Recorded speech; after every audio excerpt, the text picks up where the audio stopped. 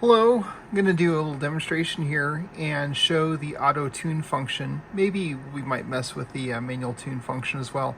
On the OM Power OM4001A, this has a pair of FU728F tubes, which are very similar to the 4CX1500B tubes.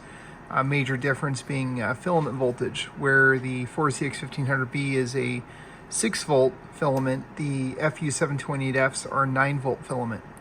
And speaking of 9-volt filament, it's very sensitive to the filament voltage, and they really want you to have 9 volts. You can see here they actually have filament voltage indicated here, 8.8, 8.9 volts. They don't want any more than 9.2 for tube life, otherwise your tube life expectancy will drop dramatically. And that's one of the major faults with the tube. And so you got to make sure you got your tap set correctly, your mains tap set correctly. You definitely don't want to try to hot rod it by running a 220 volt tap when you have a 240 volt main. Otherwise, you'll exceed the filament voltage and your tube life will be dramatically shortened, and you're going to be complaining because you just wasted your tubes, and you're going to yell that Chinese tubes are junk when really it's probably your fault. Granted, they're not the same quality as a genuine iMac tube, but you run them within the right parameters, you'll probably get some decent life out of them. Anyways, this amplifier is set in a default tune right now. It's in standby, and I got the radio set here. So we'll just do 10 watts drive, for example. So key up here, you can see on my LP500, 9.9 watts. And the amplifier is reading about 8 watts input. We'll put it out of standby and into operate here, carrier. Now we can see 700 watts. The amplifier right now is tuned, default tune is expecting for maximum output with about 35 to 40 watts drive or so. So let's just turn up the power a little bit. So here's 20 watts drive, that's 1750 out. Let's go up to 25 watts drive, that's 2600 out. I'll put the meter up here, or my phone up here, so you can see the LP500 as well.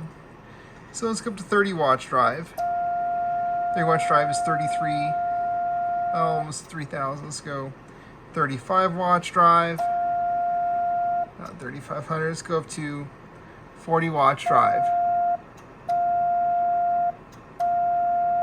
Right at 3,900, 4,000, 3,900. Yeah.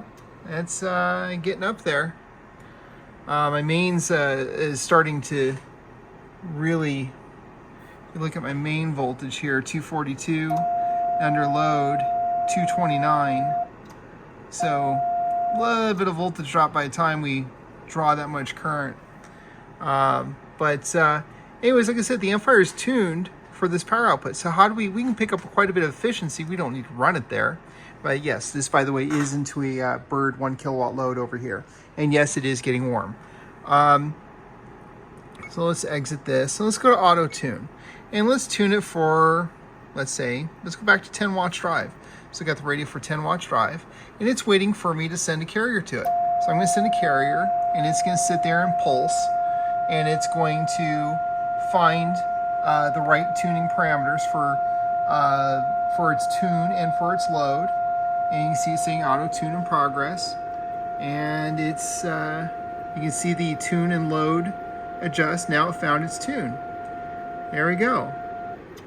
So now with 10 watts drive, right here, 10 watts, we have an output of 1586 or 1500 watts. And up here on my LP500 shows 1585. So within 15 watts, they agree within 15 watts of each other. That's pretty darn close. So 1512, 1497. So that's not too bad. And then of course you got this little app here you can do on your computer for remote control.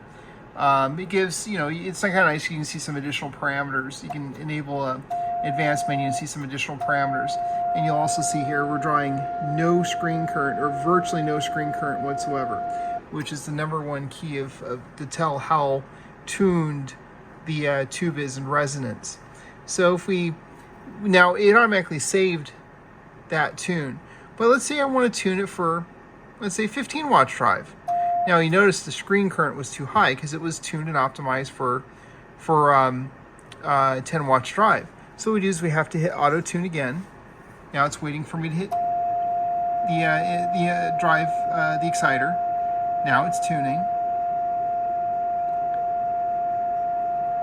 and doesn't take long to tune, and it's sending little pulses. So you just set it to carrier, and you're feeding the grid swamping resistor, so it's just into a perfect load or near perfect load into the amplifier, and the amplifier is just turning on and off the bias to give the pulses an output. Now it's found a solution, and 20 watts drive gives me right at 2000 output. So 20 watts drives right at 2000 watts output. So that's 20 dB for anybody. It's right at 20 dB a gain. And that's about where this amplifier runs. And you can see again, screen current back to 0, which is right where you want it. So the amplifier is more than capable of running 1500 watts output with ease, with very low drive. And I built kind of a little exhaust stack. So here's my exhaust stack thermometer, and here's my exhaust stack that comes out the top of the cabinet here, and it'll all exhaust out the big hole there. And I have some sound deadening foam just to keep the sound down. So the amplifier is not noisy at all, with the little bit of sound deadening on the exhaust stack there. So anyways, I don't think anybody's done any videos of showing the actual operation of the tune function, and the auto tune function works really well. You can also go into manual tune, and let's see here if I can key the radio and keep it keyed, because I need a third hand to do that. Well, anyways, if I had a third hand, because I'm keying the radio over here with my key, and then I would have to come over here and I could show how it works by moving the tune control and the load control. Tune control for peak the output, load control for zero. You want to zero out or minimize the screen current. And that's it.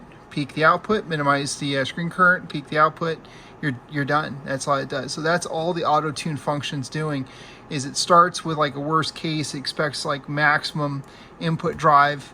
So it has a lot of loading or unmeshed load capacitor, and that way you can't overdrive it and run too much screen current, and it sits there and peaks the output, then adjusts and nulls the load, then it peaks the output and adjusts the load. And that's all it's doing in the auto tune. It works very well. But you can play with the manual tuning if you want to optimize it or do something specific. And then once you're done, you can hit save, and it'll save it for the user entry. And you can also clear in the menu settings. You can go down here to clear user settings for this specific segment. It's connected over CAT, follows the radio around wherever I tune the radio, which is really nice. And it's a wonderful amplifier. I'm very happy with it. Well, I think that's about all I got for now. Anyways, thanks. Catch you later.